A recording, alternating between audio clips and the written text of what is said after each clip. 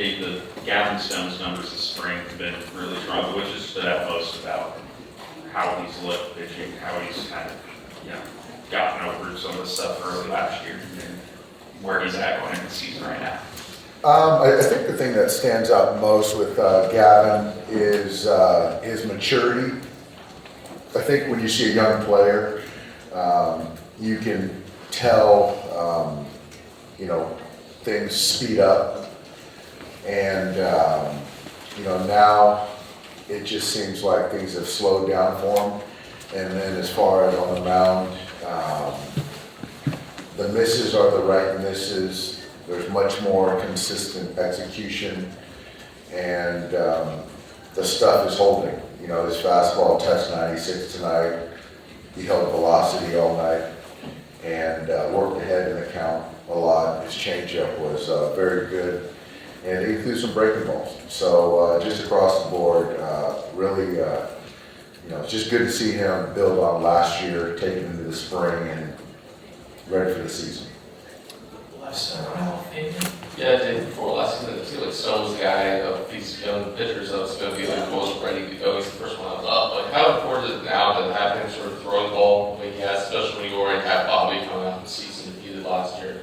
It's great, and this is something that player development, the guys in PD talked about quite often, and talking about the makeup of Gavin and also the stuff. And at the major league level, we just didn't see it consistently. There was a lot of arm side misses and non-competitive pitches, and he put on some weight this winter, and looks like a major league pitcher. So it's really credit goes to Gavin certainly, but without the organization. Dave, you've talked about the kind of injury defense about the spring, but what have you seen out of Max at third and the play he had there? It was a heck of a play.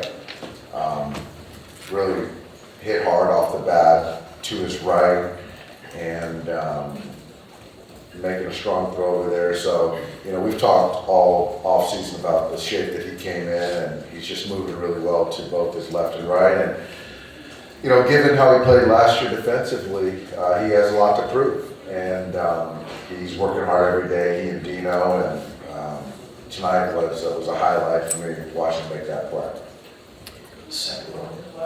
Dave, any Korean player that stuck out to you during this game, and also the guys who struck outside in the sixth inning, they're actually both teenagers, 18 years old. I don't know if you were paying attention to those guys who striking out for you guys as well. The one right-hander who came in, I was talking to James Outman, and he said that, the ball just had tremendous life to it, and he pitched at the top of the zone, and I think he was 91, but it played up to 95, 96, and, I was really impressed with the arms, first and foremost. I think, there's a lot of arm talent from that team over there, that Korean team over there. The lefties, the righties, the command that they had.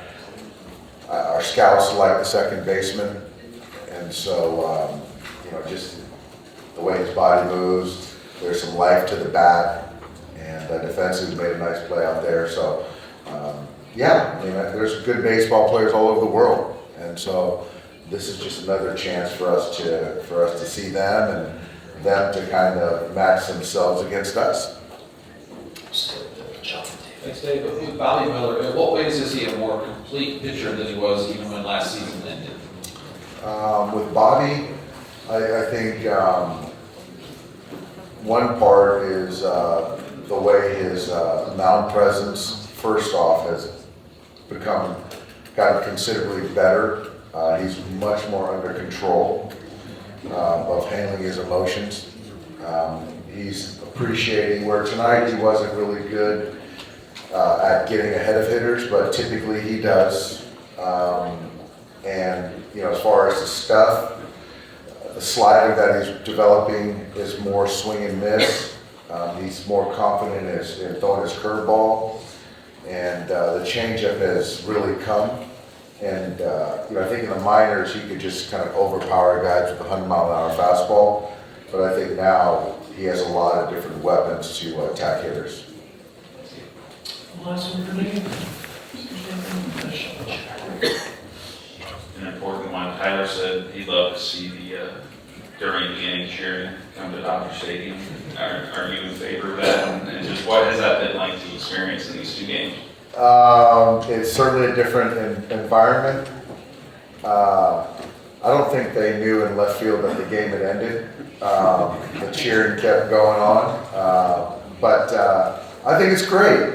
You know what, it's one of those things where we don't get a chance to experience other cultures of baseball, and so to have the cheerleaders out in left field and right field or down the lines, something different, but you know, we'll see what we can do if we can make that happen. All right, Dave, thank you so much, I appreciate it. Thanks, guys.